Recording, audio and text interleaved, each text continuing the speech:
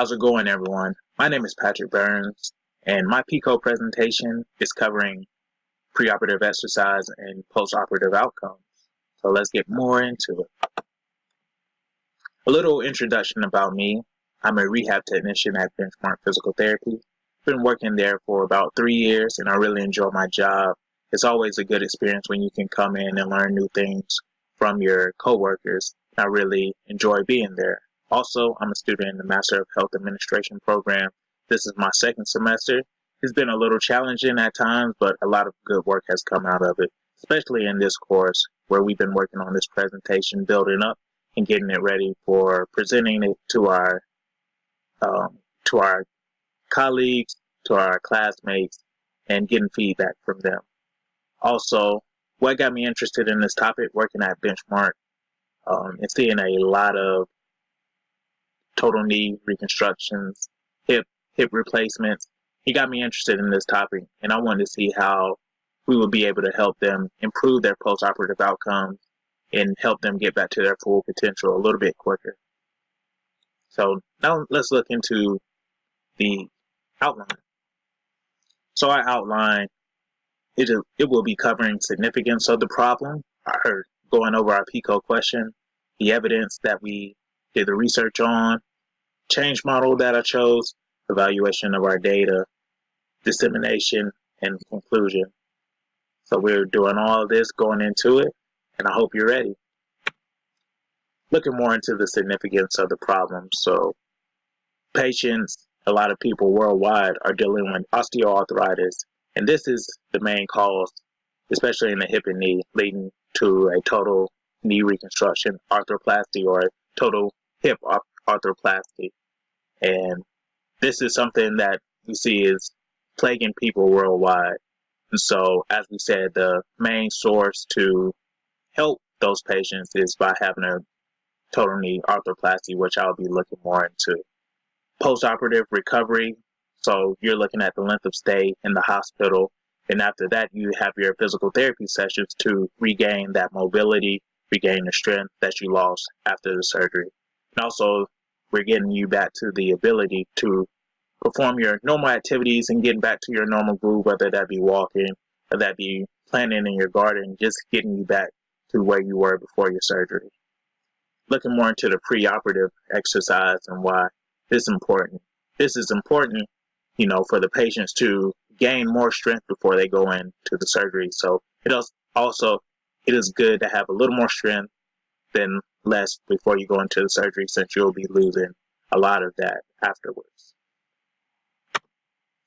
My PICO question is dealing with, in total knee arthroplasty patients over 18, how does the implementation of preoperative exercise benefit postoperative strength, functionality up to a year after surgery, compared to patients only participating in postoperative exercises? So again, we're looking at the importance of preoperative exercise, regaining that strength, or gaining more strength before you go into that surgery. A lot of patients, they normally go into their physical therapy sessions or start to regain their strength after their surgery. So if we can get ahead of the program, get ahead of the surgery, regain that, we'll have better postoperative outcomes. So looking more into my search, I use this Search USA engine that we have with our USA library, and I also use the PubMed system that we were able to use. So looking into that, had about 670 non-duplicate citations. So I broke that down in my exclusion data were anything made before, any research done before 2015 or 2014. So I had a 5-year gap, didn't want anything later than 5 years.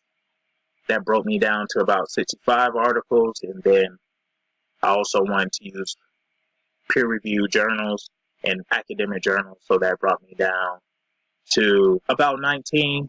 And then I looked for full text articles that I was able to read, and that broke it down to some more until I found about 5 really good articles that I felt that said what I needed to say, what I was looking for in my evidence. And these are the articles that I use. So supporting the evidence, looking into the functionality, having used the preoperative exercise before the surgery, the functional performance of the tug favored the tug and the 30-second sit-to-stand test favored the prehab group, so those who perform those preoperative exercises before their operation. So with the tug stands for stand up and go. And this is where a therapist times their patient. They sitting in a chair, they get up, walk about 4 meters, turn around, sit back down in the chair. So with our evidence, we saw that patients who performed the preoperative exercise were able to do this a little bit quicker, were able to improve their times sooner than those who only had the postoperative exercise. Also, with the 30-second sit-to-stand test, the patients were able to perform more sit-to-stands than the allotted amount of time given to them, which was 30 seconds, and able to improve that sooner rather than those who just performed the postoperative exercise.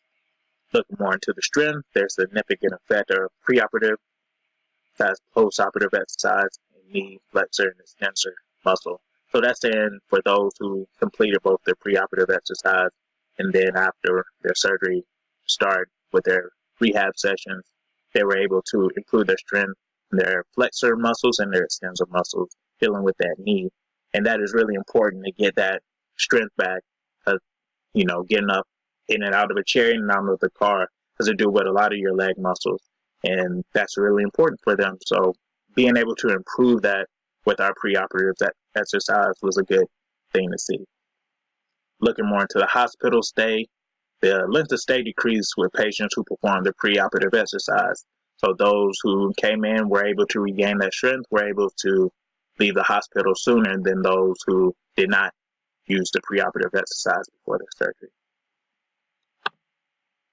My change model that I looked into was promoting action on research implementation in health services, or for short, the PAIRS model. So the PAIRS model focuses on improving implementation process in healthcare, and the 3 things that it likes to focus on are evidence, context, and facilitation. So staying involved, staying updated, and improving the research, the evidence that we see, getting the newest research and evidence, and implementing that into a program that is able to help the patient out. Also, the context. Context is always important and ideal for implementation. So knowing what patients we're dealing with, how they respond best to exercise, and how we can get them back to their full potential sooner. Also, the facilitation. Having the physical therapist give them those exercises that they can perform at home, give them the exercise that they perform before surgery, and then afterwards working with their plan of care and getting them back into their rehab sessions and building them up for when they are able to leave and get back to their normal activities.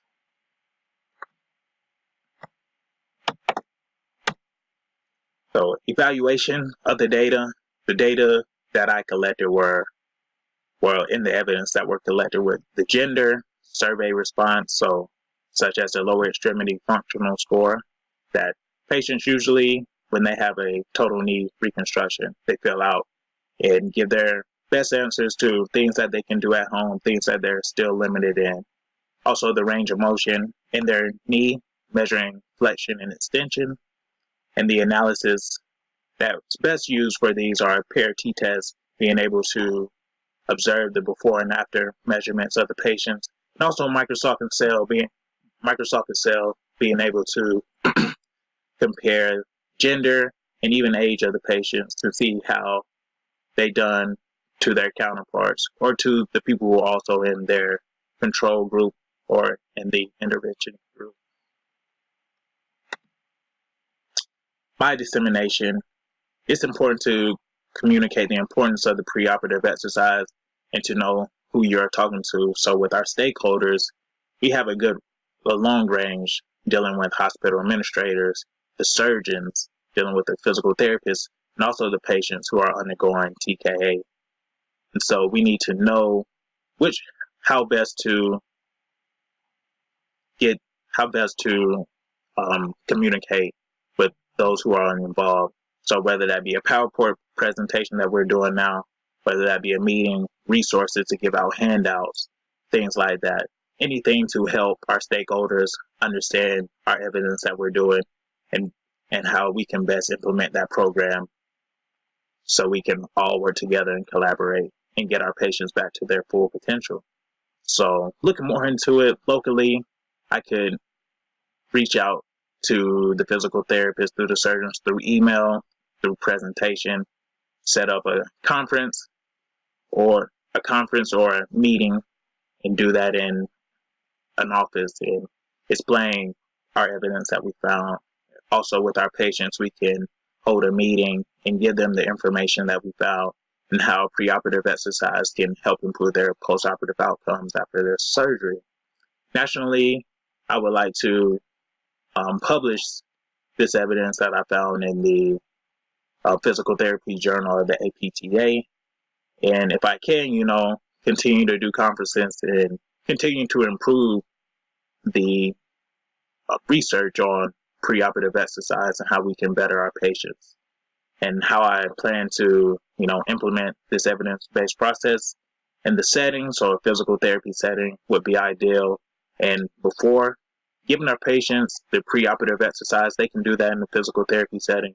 But they also, if they have the ability to go to a gym or to do the exercise at home, that is also valuable.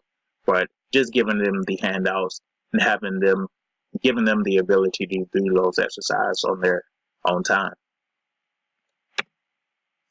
So going into my conclusion, I was able to see with my evidence that preoperative exercise, along with postoperative exercise, produces improvement in functionality and the strength of our patients, and it decreased length of stay in the hospital, which is important because the longer you stay in the hospital, the more money that it would cost to be in there, and the more money that would be billed to your insurance.